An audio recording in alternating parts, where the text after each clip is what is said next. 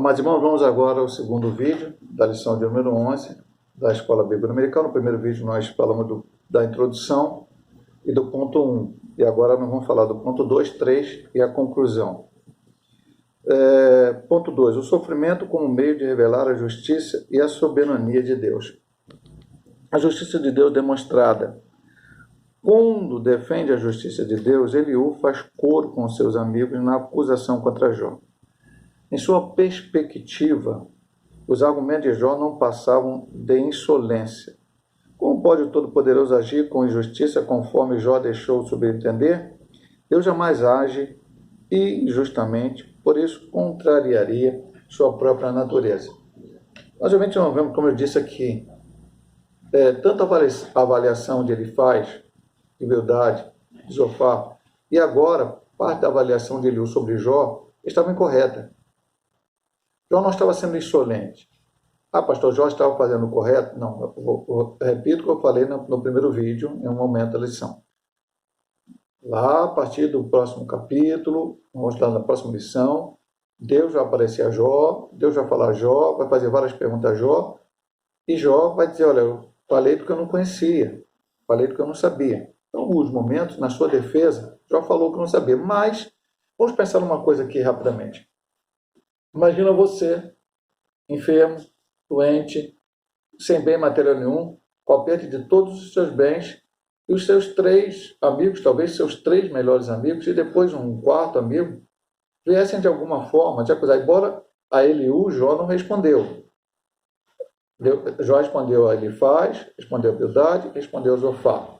Mas a Eliú não. Eliú fez as suas argumentações, terminou, e aí Deus então se apresenta e fala. Então veja bem, meu amado irmão.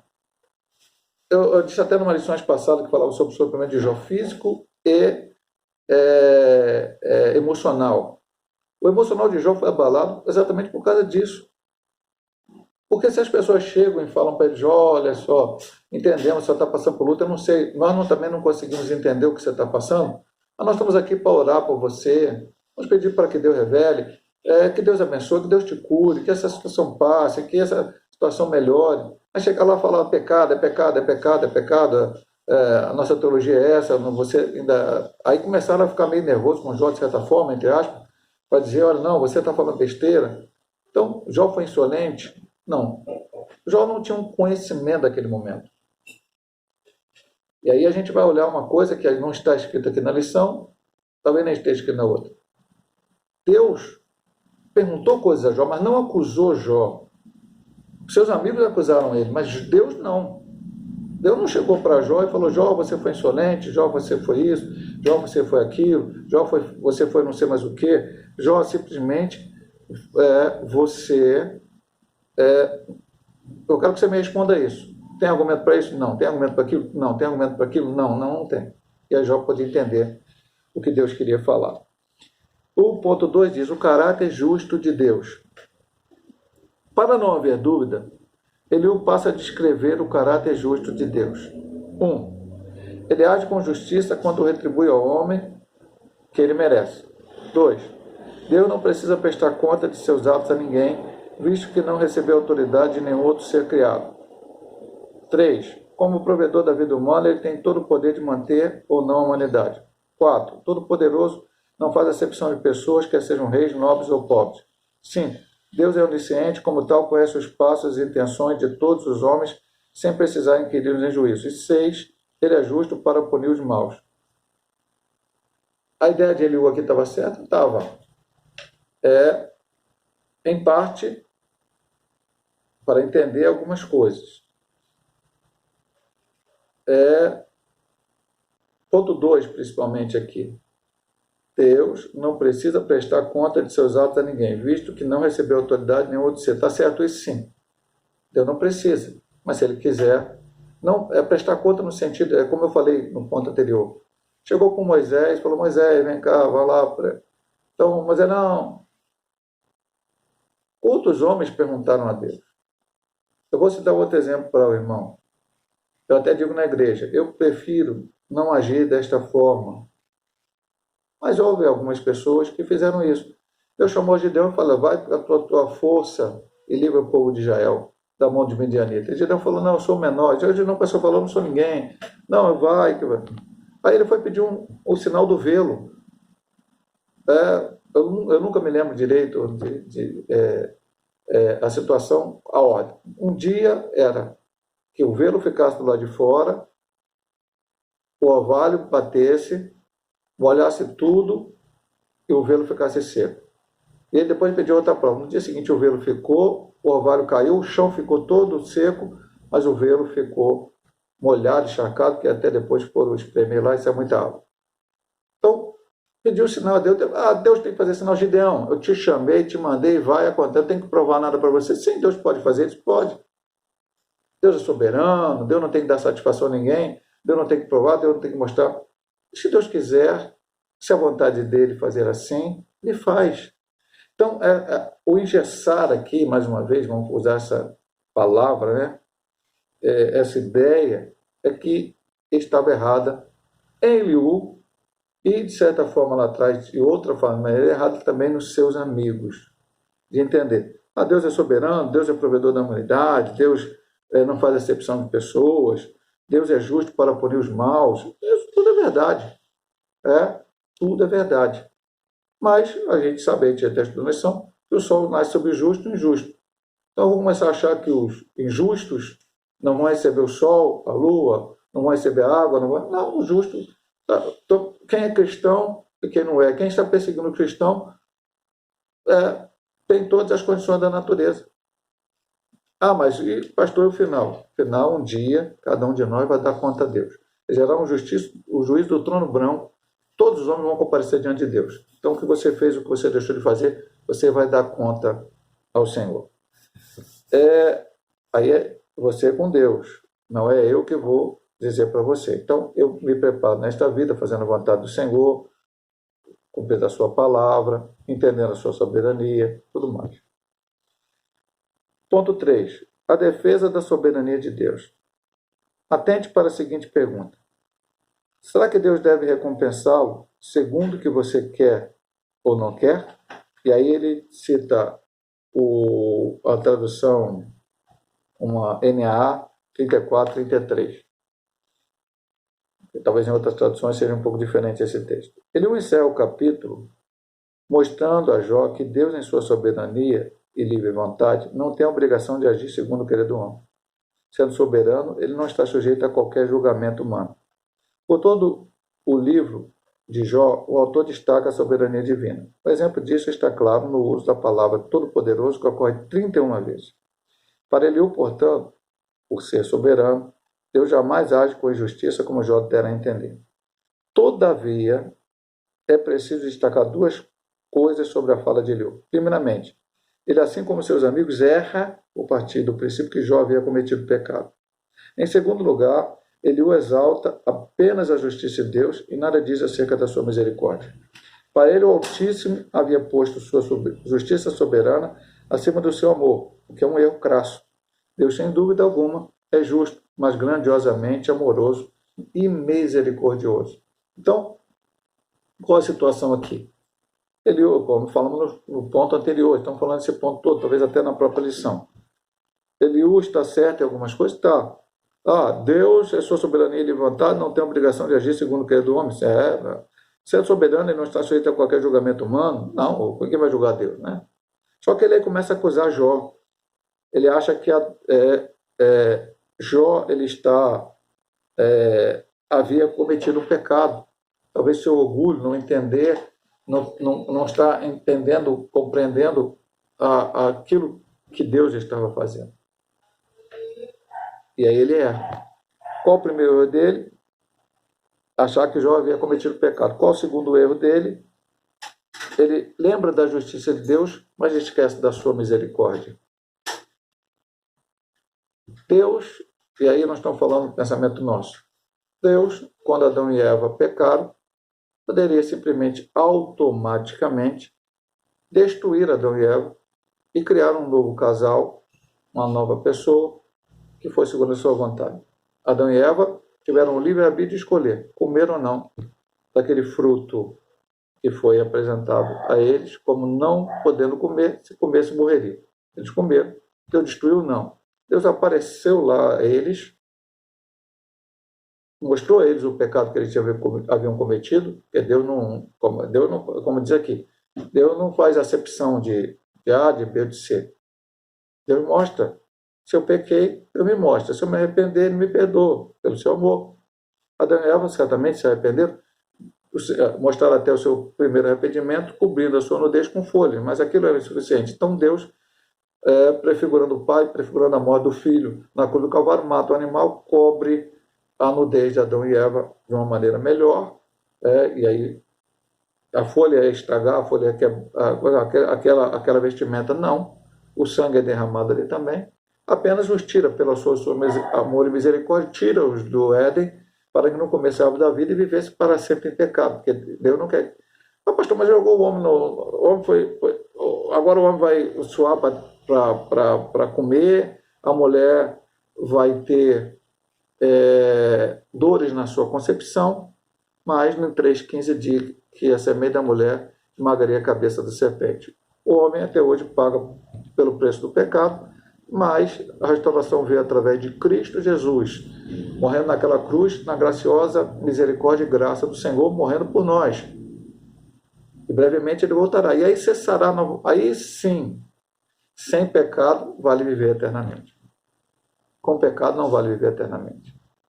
Porque se o homem tivesse comido da árvore da vida e vivesse eternamente, os efeitos do pecado aconteceriam na sua vida. Só não aconteceria a morte. Mas os efeitos do pecado que hoje acontece, doenças, problemas, dificuldades, você vai ver uma eternidade com todos esses problemas que nós temos. Pastor, mas eu vivo essa vida aqui, muitas pessoas sofrem a vida toda, tem muitos problemas, sim, meu amado irmão, mas se for fiel ao Senhor, quando encerrar esta vida, ou Jesus voltar para arrebatar a sua igreja, nós estaremos para sempre com Ele, vivendo sim aí numa vida sem pecado, sem dor, sem choro, como a palavra nos promete. Vamos ao ponto 3, o sofrimento como instrumento pedagógico de Deus. E esse talvez seja o ponto principal da lição, para nós entendermos aqui essa situação. O caráter pedagógico do sofrimento. Há uma diferença entre o pensamento teológico de Eliú e de seus amigos. Ele faz verdade, seu fato. Acreditavam que o sofrimento de Jó era por causa de um pecado cometido por ele e sua recusa de reconhecê-lo. Eliú também crê dessa forma, vai além. Embora compreenda que durante sua aprovação já se comportou de forma pecaminosa, Eliú introduz a ideia de que o sofrimento tem um caráter pedagógico. O caráter pedagógico do sofrimento está na capacidade de nos fazer refletir e voltar para Deus. Desta forma, os justos aprendem com o sofrimento. Então, veja bem, meu amado irmão, muito importante esse ponto aqui, até para o estudo todo o trimestre da vida de Jó. Vamos transportar para hoje, Novo Testamento, vamos até transportar para hoje. Eu sou um cristão, remido e lavado no sangue do Cordeiro, aceitei a Cristo como Salvador de minha vida, frequento a igreja, faço tudo, enfim, leio a Bíblia, oro, dou meus dízimos, ofertas, lições, tudo que eu possa fazer para Deus. Em tudo que eu possa fazer, eventualmente, como ser humano, vou pecar, e a Bíblia diz, filhinho, se pecar, tem um advogado no céu, né, se arrepender e tal, peço perdão a Deus. Então, alguém ensina hoje que se eu sou assim, eu tenho direito, ou eu não aceito a doença, então quando vem a doença eu digo, Senhor, eu não aceito, essa doença tem que ir embora. Deus tem a obrigação de tirar essa doença, desemprego, esse problema da minha vida. Ou digo, determino que isto não aconteça mais na minha vida. E Deus tem a obrigação de aquilo sair da minha vida. É o que a teologia da prosperidade basicamente prega, ensina. É assim? Não. O que a Bíblia ensina? Jesus disse, no mundo tereis aflições. Então vamos olhar só do Novo Testamento para diante. Exemplo dos apóstolos, tirando Judas Iscariote, a qual se suicidou, se matou por causa da sua traição a Cristo. Os outros homens de Deus, inclusive Paulo, vamos colocar o Paulo como 10º, não vamos ficar discutindo isso. Então, o apóstolo atemporal, né? Ele também foi considerado assim. Todos, exceto João, morreram assassinados por causa do Evangelho. Ah, pastor, mas não, o justo não pode. o justo tem que pregar e as pessoas têm que aceitar a sua palavra. Não, sofreram. Paulo fala, ele diz lá em Colossenses, sei ter prosperidade, sei também ter dificuldade, posso todas as coisas naquele que fortalece. Ele não estava preocupado se ele estava doente, inclusive ele ficou enfermo. Ele fala algumas vezes da doença, provavelmente na vista que ele tinha. Ele fala do espinho na carne no capítulo 12, 2 Coríntios. Ele fala no capítulo 11 de todo o sofrimento que ele passou, e é bom que você lê 2 Coríntios 11, para ver que Paulo, talvez o maior missionário de todos os tempos, o maior pregador, na minha ideia de ser também, sofreu tanto que sofreu.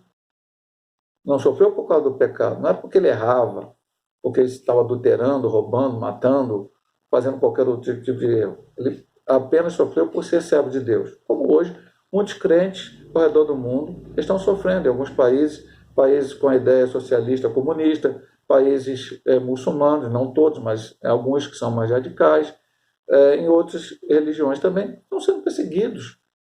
Pede seu emprego, aceitou Jesus, pede emprego, afastado da família, é preso, é morto. Alguns países estão sendo mortos porque agora são cristãos. Então, veja bem, crente sofre.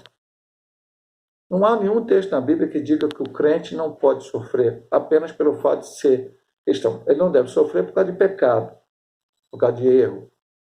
Aí é culpa dele, é problema dele com Deus. Um dia ele vai dar conta a Deus. Então, olhar para a vida de qualquer pessoa, estou olhando para a vida de Jó. Jó está sofrendo. E aí é o que alguns pregam hoje.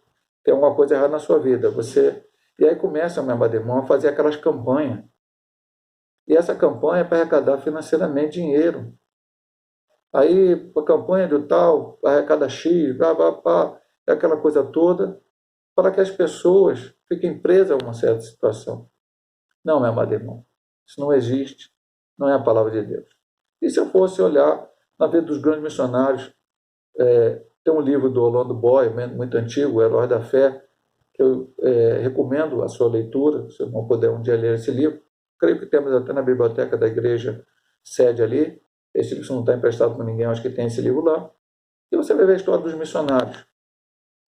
Muitos missionários que viveram e sofreram. Sofreram. Morreram. Alguns deles foram mortos mesmo por causa do evangelho. Então, meu amado irmão, ser cristão não me isenta de não sofrer. Ser cristão faz com que eu busque a vontade de Deus, faça a sua vontade e, eventualmente, eu vou sofrer. Agora, no momento do sofrimento, da luta, do problema, é como eu falei no início da lição, eu preciso estar crescendo espiritualmente. Crescendo para que eu possa suportar. Até, eu me lembro bem com quem eu conversava a semana e falava, eu com 24 anos de idade, na verdade eu vou até dizer antes, meu amado irmão, antes de completar 21 anos de idade, o meu pai parou de andar e falar. Parou de andar e parou de falar. Ele teve o terceiro derrame. Isso foi em janeiro. Em maio eu completei 24 anos de idade. Aliás, desculpa, 21 anos de idade. Meu pai parou de andar e falar. Em 1985, isso no início de 85. Não pude mais fazer uma pergunta a ele, não pude mais pedir conselho, não. Ele morreu. Morreu não, mas ele ficou sem poder falar. Eu vi o exemplo. Ele deixou de dar exemplo para mim? Não. Mesmo na cama, mesmo na enfermidade, ele continuava com a sua fé inabalável no Senhor. Depois de alguns anos, ele morreu, faleceu em 89. Então, eu ia ainda completar 25 anos de idade. Ele morreu em fevereiro de 89. Ele é meu pai. Só que essa perda foi doloroso, como todos temos aí, perdas que são dolorosas. Ele é o servo de Deus. Fizemos tudo o que tínhamos que fazer, enfim. Mas me fez entender certas coisas, crescer nesse sofrimento. A doença dele em São Joacão, como eu disse, ele deu um exemplo para mim. Eu já tinha dito no exemplo anterior da minha avó, Rosalina, que ficou durante 6 meses doente na cama com arteriosclerose, que hoje seria tipo de uma demência, um Alzheimer. Eu sempre conto na igreja, há muito tempo eu não falo isso, mas hoje eu falo aqui nesse vídeo. Eu tinha 16 anos na época, quando ela ficou com essa doença, depois ela morreu. Ela aqui dentro da minha casa, porque ela morava juntamente aqui com a minha mãe, na minha casa, com meu pai, com minhas irmãs. Durante todo esse tempo da doença, toda vez, todo dia, ela recitava o Salmo 23 de cor. E você podia pegar a Bíblia e ficar do lado. No meio, você não estava nem esperando, daqui a pouco ela na cama falava, doente, já com a mente meio avariada, mas ela começava, o Senhor é meu pastor, nada faltará, deitar, faz vestir pasto, e amansamente as águas tranquilas, refrigera minha alma e tal, e aí por diante. E cantava o hino 92 do Inário Evangélico, já que ela fazia parte da Igreja Metodista Central do Caxias. E cresci, minha avó doente, eu com 16 anos, sim, mas eu cresci, a fé dela me fez crescer, aquele problema, e assim por diante. E assim que você tem que encarar as coisas na sua vida, o teu problema atual, desemprego, enfermidade, dificuldade, não largue a Deus, não abandone a Deus, não deixe de ler a Bíblia, não deixe de orar, não deixe de buscar a Deus. João não deixou de buscar a Deus. João estava ali tranquilo. Seus amigos vieram falar, ele se justificou, ele aprendeu bastante com o Senhor. Vamos aqui para o ponto 3, adorando a Deus na tormenta. No capítulo 36, no versículo 26, ele afirma que Deus é grande e nós não compreendemos. Para ilustrar o argumento da grandeza de Deus, ele faz uma explanação sobre a ação de Deus nas estações do ano, outono, inverno, primavera e verão. O argumento de Eliú tem por objetivo demonstrar a grandeza de Deus sobre a criação e, por este fato, deve saber fazer com que Jó o reconheça como grande e o louve como tal. A fala de Eliú põe em destaque o argumento contraditório de Jó, que, por um lado, magnificava a majestade de Deus, mas, por outro, murmurava contra ele.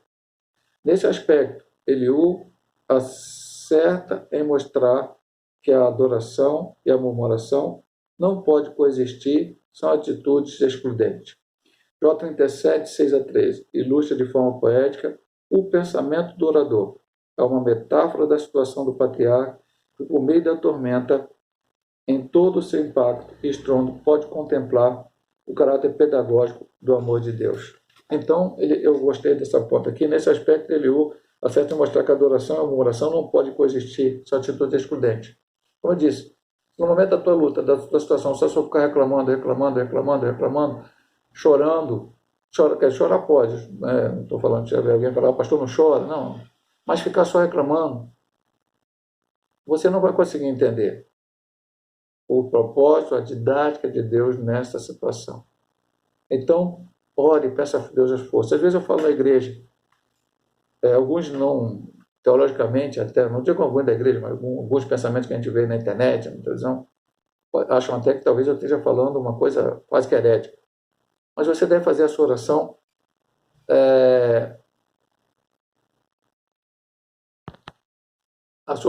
preventiva. Não estou passando por uma situação, não estou passando por uma luta, não, minha vida está normal. Mas pedir a Deus, Senhor, se eu vier passar por essa situação, se eu vou passar por essa luta, se eu vier passar por esse problema, dá força, me dá graça, me ajuda. E não preparar somente através da oração. Leia a Bíblia Sagrada, veja o exemplo do nome de Deus. Leia lá o capítulo 11 de Hebreus, vamos ver os heróis da fé, tanto no positivo, né? Pessoas que venceram lutas, venceram tormenta, venceram problemas, venceram dificuldade, mas pessoas que também perderam, como diz lá no final do capítulo. Cresça espiritualmente. Frequente a igreja, participe dos cultos, ouça as pregações, guarde a palavra, leia a Bíblia, ouça hinos que edifiquem a tua vida, leia bons livros evangélicos, enfim, se prepare espiritualmente, porque no momento da luta você vai estar fortalecido. Aí você vai sofrendo, a gente sofre com a doença, sofre com o desemprego, sofre com tudo isso, mas nós estamos fortalecidos pelo Senhor. Como eu volto a repetir a palavra de Paulo, posso todas as coisas naquele que fortalece. Posso até passar dificuldade, porque Deus está me fortalecendo e nada vai nos separar do amor de Deus. E a conclusão diz, vimos nesta lição 3 aspectos da teologia de Eliú. Primeiramente, o jovem amigo defende o direito de Deus ficar em silêncio, mesmo quando achamos que ele deve falar. Acredito que Jó não consegue escutar a Deus devido ao seu orgulho. Entretanto, o equívoco de Eliú está no fato de associar o sofrimento de Jó ao pecado. Segundo ele, destaca que Deus tem todo o direito de ser soberano e como agir como justiça. Todavia, ele se equivoca em colocar essa soberania acima do seu amor, pois primeiramente Deus é amor e finalmente Eliú vê no sofrimento o papel pedagógico. Então, ele acerta, de certa forma, dizer Deus pode ficar em silêncio, é como Deus quer. Ele acredita que Jó não está ouvindo a Deus por causa do seu orgulho. Ele está errado nesse ponto. E ele se equivocou também E Jó era pecador como os outros amigos. Um pouco diferente, menos forte, menos incisivo nessa situação, mas também colocou Jó como pecador e se equivocou também colocando a soberania de Deus acima do seu amor. A Bíblia diz que Deus é amor. Leia o capítulo 3 de 1 Coríntios. O que é o amor de Deus. Leia primeiro João capítulo 3, onde fala lá do Deus amou o mundo de tal maneira que deu seu Filho gênito para todo aquele que nele crê, não pereça, mas tenha a vida eterna. Deus é amor. Ah, pastor, sendo amor, Deus um dia não vai nos julgar? Vai. Mas Deus não vai julgar de forma errada. Ele vai julgar de acordo com aquilo que você fez ou não fez. Deus é soberano. Deus possa te abençoar, meu amado irmão. Espero que Deus te abençoe através não só deste estudo da lição de hoje, mas de todo esse trimestre que tem sido maravilhoso para o nosso aprendizado da palavra de Deus. Deus abençoe em nome de Jesus.